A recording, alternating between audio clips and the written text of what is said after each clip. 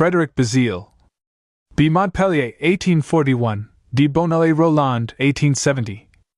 Bazille, the forgotten Impressionist, was born into a wealthy winemaking family.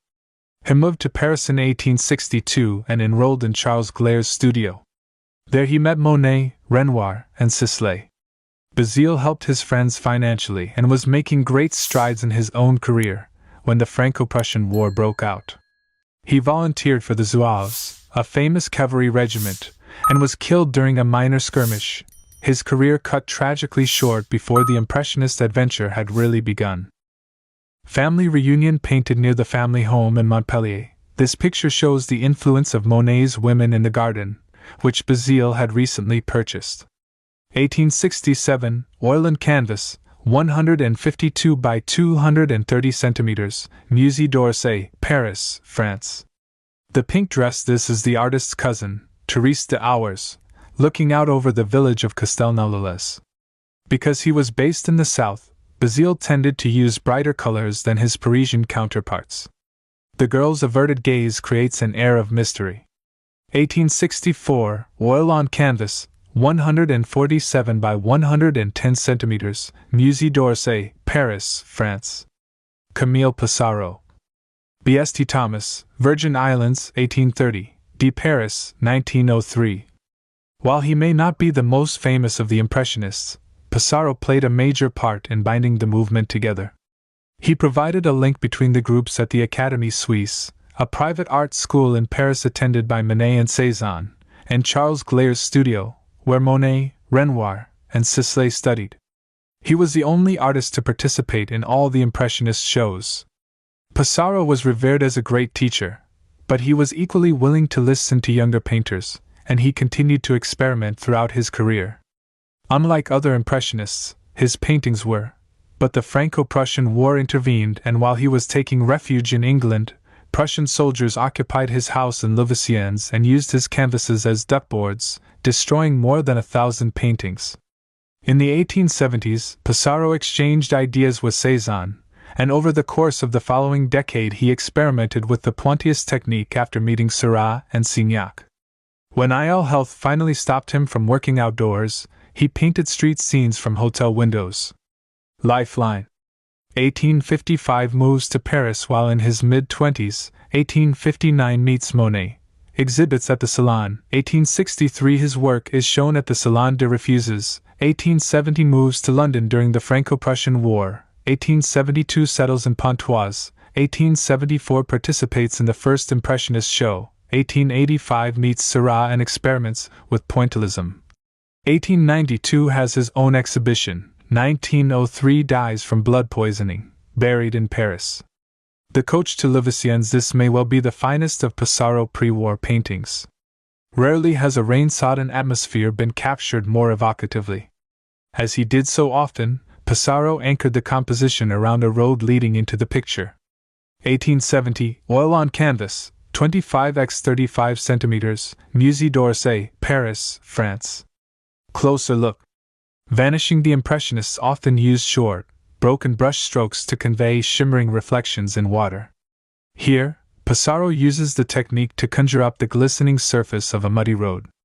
The Crystal Palace. Pissarro lived in London during the Franco-Prussian War, staying for a time in Norwood. The Crystal Palace, which had been re-erected in the area, was an obvious subject for a picture. 1871, oil on canvas, 47 by 73 centimeters, Art Institute of Chicago, Chicago, U.S.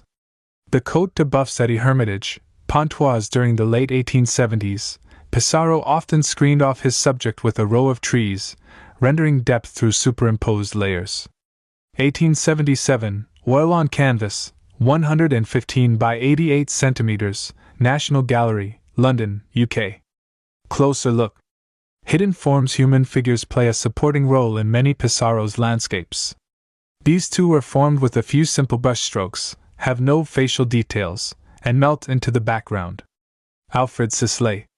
B. Paris, 1839, de Moretti sur Loing, 1899. Sisley was a French-born painter with English parents.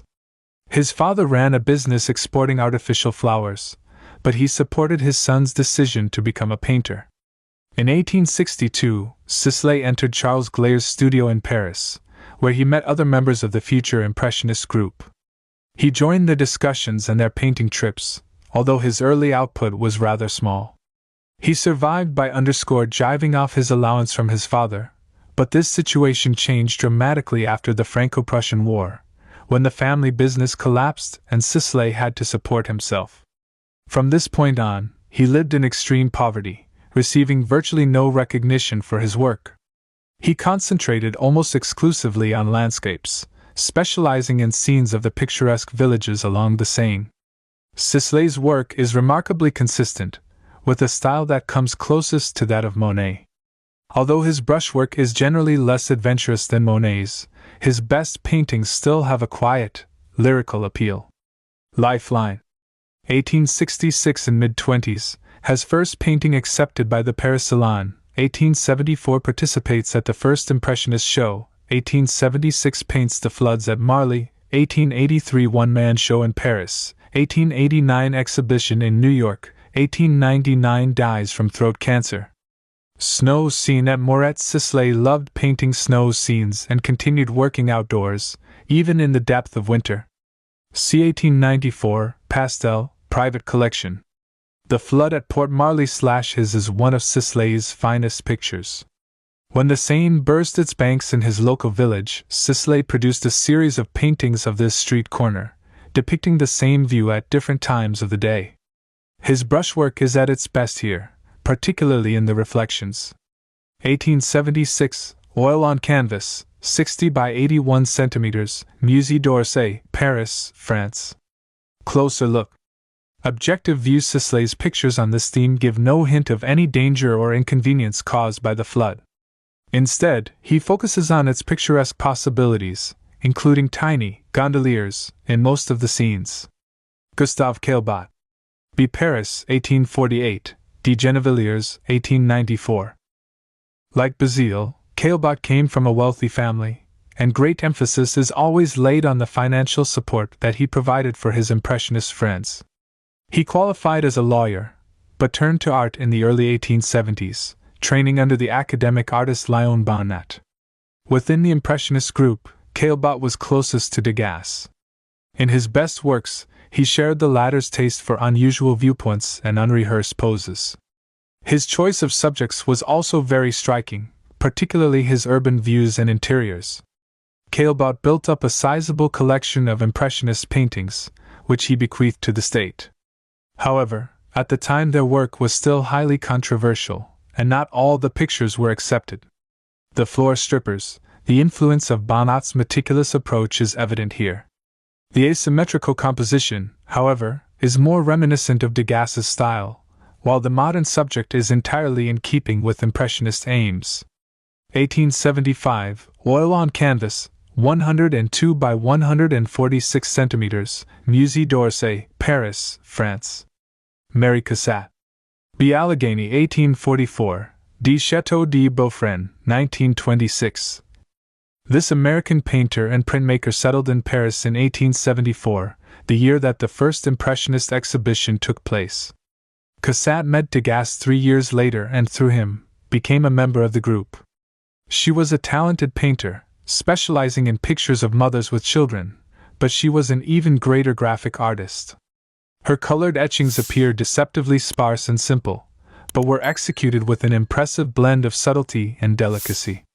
Cassatt came from a well-connected family and, in her later years, she did much to aid the Impressionists' cause by finding American buyers for their works. Young woman sewing. Cassatt exhibited this painting at the final Impressionist show. The steep background diagonal adds a modern note to a traditional subject. C. 1880-82, oil and canvas, 92 by 63 centimeters, Musée d'Orsay, Paris, France.